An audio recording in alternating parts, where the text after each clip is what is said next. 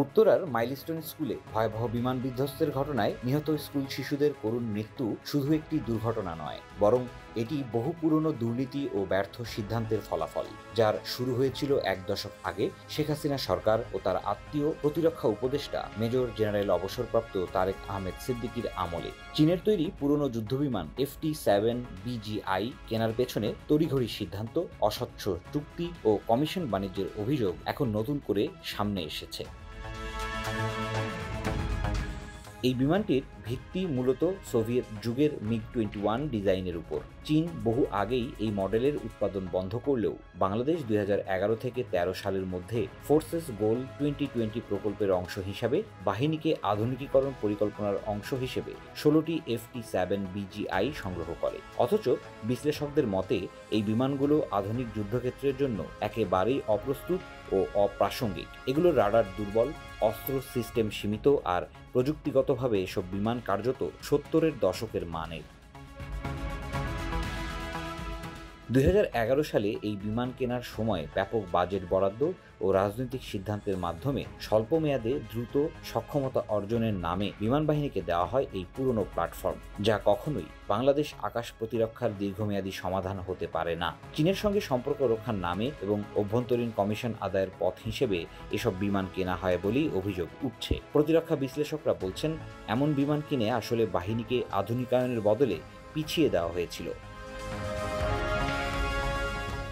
FT-7 বিমানগুলো মূলত lead in trainer অর্থাৎ প্রশিক্ষণের জন্য ব্যবহৃত হয়, কিন্তু বাংলাদেশে অনেক সময় এই ট্রেইনারই অপারেশনাল ফ্লাইটে ব্যবহৃত হয়েছে, যা মারাত্মক ঝুঁকিপূর্ণ। এর আগেও এই বিমানের বহু দুর্ঘটনা ঘটেছে। 2015 সালে চট্টগ্রামে বঙ্গোপসাগরে, 2018 সালে টাঙ্গাইলে, 2024 সালে মিশনের সময় স্কোয়াড্রন লিডার আসিম জাওয়াদের মৃত্যুর ঘটনা সবই এক একটি ট্র্যাজেডির দলিল। আন্তর্জাতিকভাবে এই সিরিজের বিমান ভারত, মিয়ানমার, পাকিস্তান ও ইরান ইতিমধ্যে বাতিল করেছে। তবুও বাংলাদেশে এই বিমান কেনার নেপথ্যে ছিলেন তৎকালীন প্রধানমন্ত্রী শেখ হাসিনার নিরাপত্তা উপদেষ্টা তারেক সিদ্দিক। তার বিরুদ্ধে বহু আগে থেকেই অভিযোগ ছিল প্রতিরক্ষা চুক্তিতে কমিশন বাণিজ্যের। 1996 সালের MiG-29 ও BNS বঙ্গবন্ধু ফ্রিগেট কেনায় দুর্নীতির অভিযোগে তার বিরুদ্ধে দুদকের মামলাও হয়েছিল। পরে ক্ষমতায় ফিরে আওয়ামী লীগ সেই সব মামলা নিজ সুবিধামতো নিষ্পত্তি করে নেয়। শুধু বিমান কেনায় নয়, শাহজালাল আন্তর্জাতিক বিমানবন্দরের রাডার ও টার্মিনাল উন্নয়ন প্রকল্পেও দুর্নীতির অভিযোগ রয়েছে তারেক সিদ্দিকের বিরুদ্ধে। 812 কোটি টাকার আত্মসাতের 3টি মামলায় তার নাম রয়েছে। তার স্ত্রী ও মেয়েদের বিরুদ্ধেও মানি লন্ডারিং ও অবৈধ সম্পদের অভিযোগে 4টি মামলা করেছে দুর্নীতি দমন কমিশন। তাদের ব্যাংক হিসাবে কোটি কোটি টাকার লেনদেনের প্রমাণ পাওয়া গেছে বলে চার্জশিটে উল্লেখ আছে।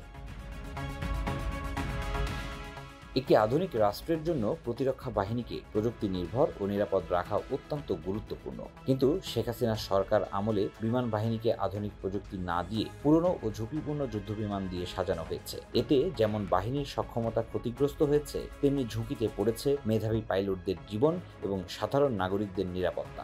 ফলে একদিকে যেমন বাহিনীর অভ্যন্তর থেকে মেধাবী সদস্যরা চাকরি ছেড়ে দিচ্ছেন, অন্যদিকে অনুপ্রাণিত তরুণরা আর এই বাহিনীতে যোগ দিতে আগ্রহী হচ্ছেন না।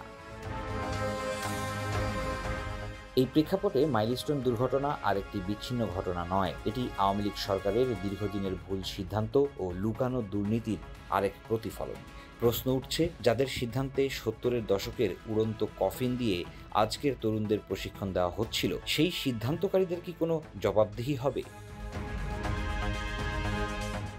জনগণ এখন জবাব চাইছে। কারা এই সিদ্ধান্তে যুক্ত ছিল? কত টাকা লেনদেন হয়েছিল এই দুর্নীতির চক্রে? কেন একের পর এক বিমান বিধ্বস্ত হয়েও ব্যবস্থা নেওয়া হয়নি? বাংলাদেশের প্রতিরক্ষা নিরাপত্তা ও ভবিষ্যৎ মেধার প্রতি এ এক চরম অবহেলা, যা আর সহ্য করা যায় না।